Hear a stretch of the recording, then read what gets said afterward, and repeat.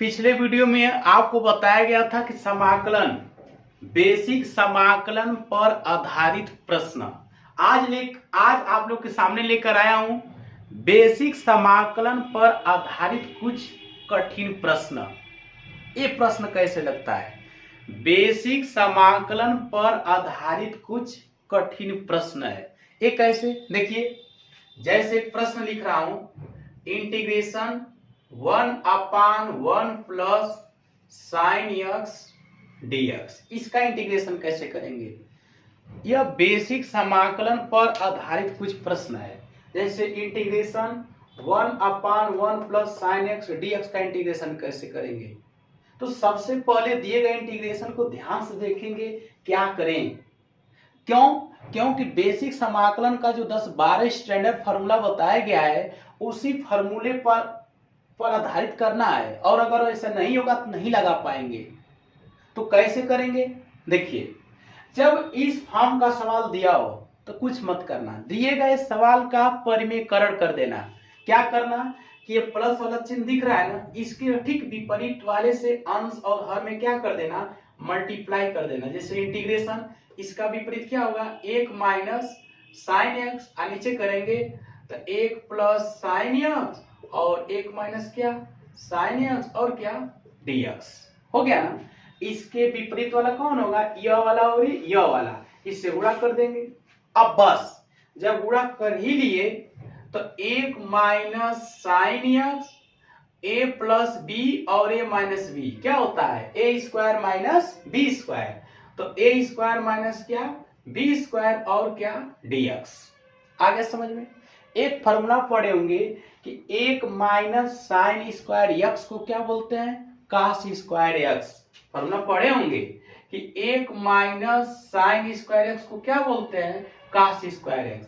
तो लिखेंगे तो क्या होगा, तो 1 माइनस साइन एक्स, इसके जब क्या लिखेंगे, cos square x dx। 1 minus sine square जब क्या लिखेंगे, कास स्क्वायर एक्स dx। आगे समझ में? अब क्या करेंगे, ऊपर तो दो पद हो गए, एक यह और एक यह, नीचे एक पद है ना। तो पिछले वीडियो में बताया गया कि जब नीचे एक पद दिखाई दे तो अलग अलग पदों में भाग दे देते हैं। तो इसका भाग इसमें देंगे, इसका भाग इसमें देंगे। क्या होगा, इंटीग्रेशन 1 कास स्क्वायर एक्स, इसमें देंगे तो साइन एक्स अपान क्या, कास स्क्वायर एक्स dx। हो गया। उसके बाद देखिए, इंटीग्रेशन 1 कास को क्या बोलते हैं, सेक। तो 1 कास स्क्वायर एक्स को क्या लिखेंगे, सेक स्क्वायर एक्स dx। आपके सामने दो कास है, तो एक कास लेंगे तो साइन अपान कास का क्या हो जाएगा, tan एक्स, और एक वो जो कास बचेगा तो 1 कास का क्या हो जाएगा, सेक एक्स dx। आए समझ में? देखिए, 1 कास को सेक बोलते हैं, तो 1 कास स्क्वायर एक्स को क्या बोलेंगे, सेक स्क्वायर एक्स। यहाँ पर दो कास है, तो एक कास लेंगे तो साइन अपान कास का tan हो जाएगा, और एक जो कास बचेगा 1 कास को क्या बोलेंगे, सेक बोलेंगे। अब देख लीजिए, आपको स्टैंडर्ड फॉर्मूले में आ गया कि नहीं आ गया? और जब आ गया, फर्दर इंटीग्रेशन आप जानते हैं। तो जब जानते हैं तो सेक स्क्वायर एक्स का इंटीग्रेशन क्या होता है, tan एक्स, इसका इंटीग्रेशन क्या होता है, सेक एक्स प्लस सी। बताओ। तो कहने का मतलब यही है कि जो कुछ सवाल दिया जा रहा है, इस सवाल को आप स्टैंडर्ड फार्मूला में बदलेंगे तब ही उसका समाकलन जानेंगे। जैसे आप इसका समाकलन यह जानते हैं, इसका समाकलन यह जानते हैं, इस पूरे फॉर्म का थोड़े ना जानते हैं। तो आपको किसी तरह से इस फॉर्म में बदलना है, बदलने के बाद तब जाकर उसका इंटीग्रेशन करेंगे, तब आसानी से समझ में आएगा। आगे समझ में? उम्मीद करता हूं ऐसे कुछ कठिन प्रश्न बेसिक समाकलन को लगाइएगा। चलिए अगला सवाल देखिए, integration 1/1 minus cos x dx, integration कैसे करेंगे?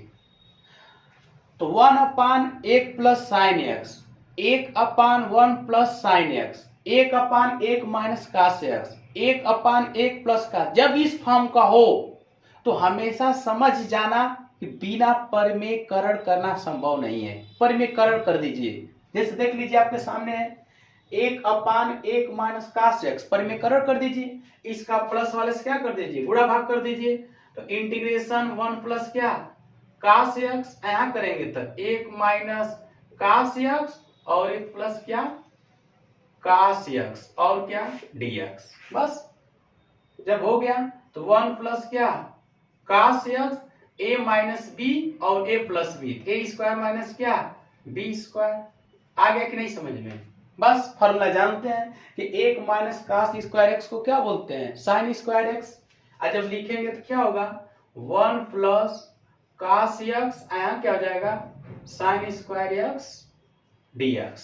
बस इसका भाग इसमें दे देंगे, इसका भाग इसमें दे देंगे, तो क्या हो जाएगा इंटीग्रेशन एक अपान साइन स्क्वायर एक्स और यहाँ क्या हो जाएगा काश एक्स अपान साइन स्क्वायर एक्स और क्या dx। अलग अलग भाग दे दीजिए, अलग अलग इंटीग्रेशन करिए।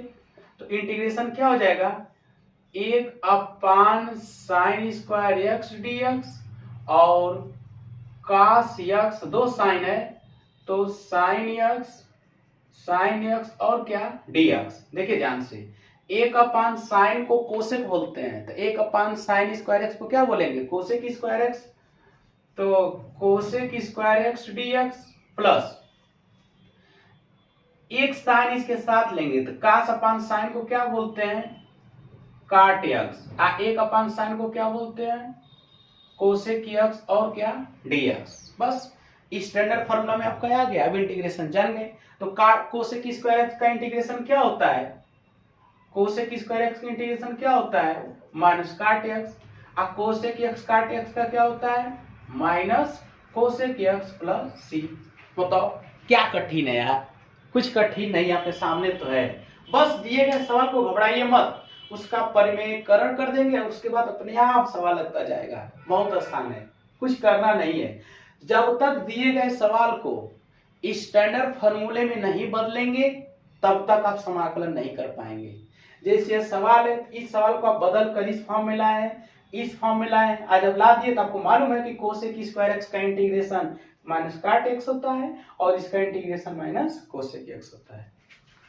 चलिए अगला सवाल देखिए, integration sine x plus cos x upon करड़ी में 1 प्लस साइन 2x dx। इनका इंटीग्रेशन कैसे करेंगे।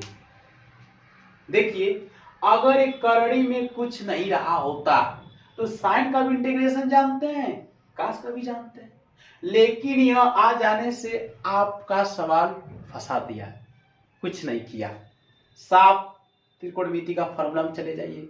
जैसे आप जब छोटे रहे होंगे, प्राइमरी जूनियर में पढ़े होंगे, तो साइन 2x का फॉर्मूला पढ़े होंगे। क्या पढ़े होंगे 2 sin x और क्या काश x, ये पढ़े होंगे। जब आप बचपन में रहे होंगे एक फॉर्मूला और पढ़े होंगे, क्या पढ़े होंगे काश स्क्वायर एक्स प्लस क्या साइन स्क्वायर एक्स का मान कितना होता है 1 होता है। जब आप पढ़े होंगे प्राइमरी में रहे होंगे। ठीक, अब इसी फार्मूला का यहाँ पर अप्लाई करेंगे तो देखिए कैसे, इंटीग्रेशन ऊपर कुछ नहीं करेंगे साइन एक्स प्लस क्या काश एक्स, नीचे करड़ी में क्या लिखेंगे एक की जगह पर इतना लिख सकते हैं, तो काश स्क्वायर एक्स प्लस क्या साइन स्क्वायर एक्स, और साइन 2x की जगह को लिख सकते हैं, तो 2 साइन एक्स और क्या काश एक्स और क्या dx। उम्मीद करता हूं समझ में आ रहा होगा। ऊपर कुछ नहीं करना है, एक की जगह पर इतना लिखना है क्योंकि इसका मान 1 होता है, साइन 2x को ये लिखेंगे। आ गया समझ में। जब आ ही गया तो एक फॉर्मूला बन गया, क्या बन गया a square plus B square plus 2ab।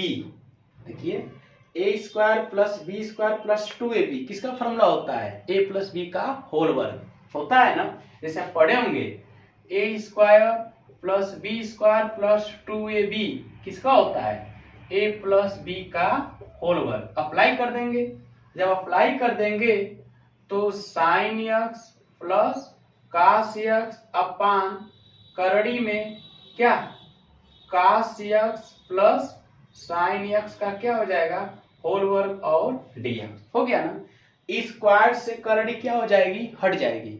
जब स्क्वायर से करड़ी हट ही जाएगी तो उस कंडीशन में क्या लिखेंगे, sine x plus cos x. आज जब स्क्वायर से करड़ी हट जाएगी तो क्या लिखेंगे, कास एक्स प्लस क्या, साइन एक्स और dx। ऊपर और नीचे क्या है, सेम है। कट जाएगा तो कितना बचेगा, एक dx। आप बताए हम एक का x और प्लस सी।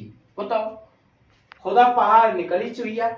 पहाड़वा कितनी खतरनाक था, लेकिन जैसे आपने खोद लिया छोटा हो गया। हुआ कि नहीं हुआ, आगे समझ में कुछ नहीं है यार। बस देखो, अगर मैं एक चीज बता रहा हूं अपने अनुभव के आधार पर कि अगर समाकलन का बेहतरीन जानकारी चाहिए तो आप अपने माइंड में दो चीज रख लीजिए। एक तो ट्रिगोनोमेट्री का सारे फॉर्मूले को और अवकलन की बेहतरीन जानकारी। क्यों, अवकलन की अगर बेहतरीन जानकारी नहीं रखेंगे तो अभी तक तो अवकलन नहीं आया, लेकिन जब पढ़ाएंगे समाकलन की विधियां तो पहली विधि का नाम है प्रतिस्थापन विधि द्वारा अवकलन। और जब प्रतिस्थापन विधि द्वारा अवकलन जब निकालेंगे तो बिना अवकलन किए संभव नहीं है। इसलिए अवकलन की जानकारी होना चाहिए। तो साफ यही है कि समाकलन पढ़ना है तो त्रिकोणमिति के सभी फॉर्मूले और अवकलन के सभी फॉर्मूले और अवकलन करते कैसे हैं, अगर ये दिमाग में आप सेटअप कर लिए, अगर दिमाग में आप ये रख लिए, समझिए समाकलन हवा हवा है। और अगर ये नहीं कर पा रहे हैं तब भाई प्रॉब्लम आ सकती है। ये आपका कर्म है। अगर आप मेहनत से नहीं पढ़ेंगे तो कुछ नहीं होगा भाई। आसान काम नहीं है मैथ पढ़ना, और मैथ पढ़ना ये सबकी बस की बात नहीं है। इसलिए जितना, अगर मान लीजिए कि आप समाकलन आ ही नहीं रहा है तो मैं जितना वीडियो बनाया हूं सभी वीडियो को क्रम से आप देख लीजिए। ये मैं गारंटी देता हूं कि जितना मैं समाकलन का वीडियो बनाया हूं वो सभी एक एक वीडियो को आप क्रम से देख लीजिए। आज जिस दिन सारे वीडियो को देख लिए उस दिन समाकलन आना शुरू हो जाएगा। ये मैं गारंटी देता हूं। रेगुलर वीडियो देखिए, बढ़िया से दम देखिए, सब एकदम बेसिक चीज पढ़ा रहा हूं समाकलन का।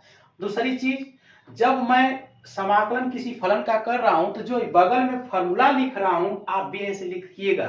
नहीं लिखेंगे तो आज मान लीजिए कि समाकलन समझ में आ रहा है, कुछ समय के बाद जब रिवीजन करने जाएंगे तो दिमाग से उतर जाएगा कौन कहाँ फॉर्मूला लगा है। आज जब बगल में लिखे रहेंगे तो पता चल जाएगा तो इसका मतलब ये फॉर्मूला यहाँ पर प्रयोग यहाँ पर हुआ है। बात समझ में आ गया ना।